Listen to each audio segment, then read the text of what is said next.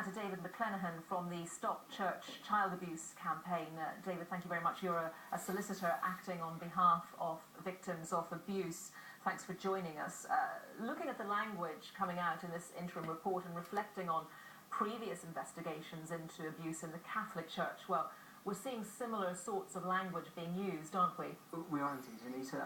I mean, the shocking thing about this report is that it has confirmed that child sexual abuse within the Church of England has been rife. Not only that, but the Church has failed for many decades now to step in and protect children.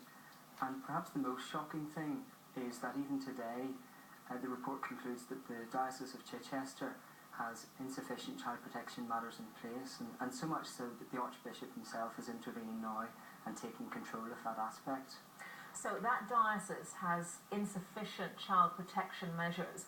Can we extrapolate from that other dioceses within the Church of England similarly don't have the right rules in place to protect children? I believe so. The report and what is coming out from the Archbishop says otherwise. However, the reason that we're now focusing on the child protection matters in Chichester is because of this scandal.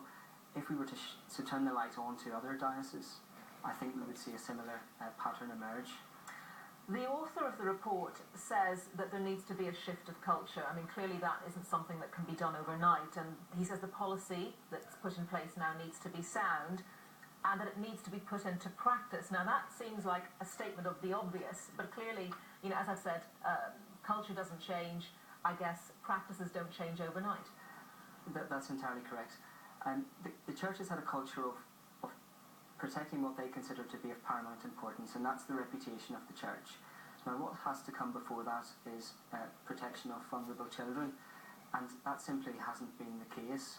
At the moment, there is a call on behalf of victims of abuse and other child abuse lawyers for there to be a full public inquiry into child church abuse, and we need an independent inquiry looking at just what is going on, and we need to have that as soon as possible to ensure that we don't see a repeat of what is happening in Chichester.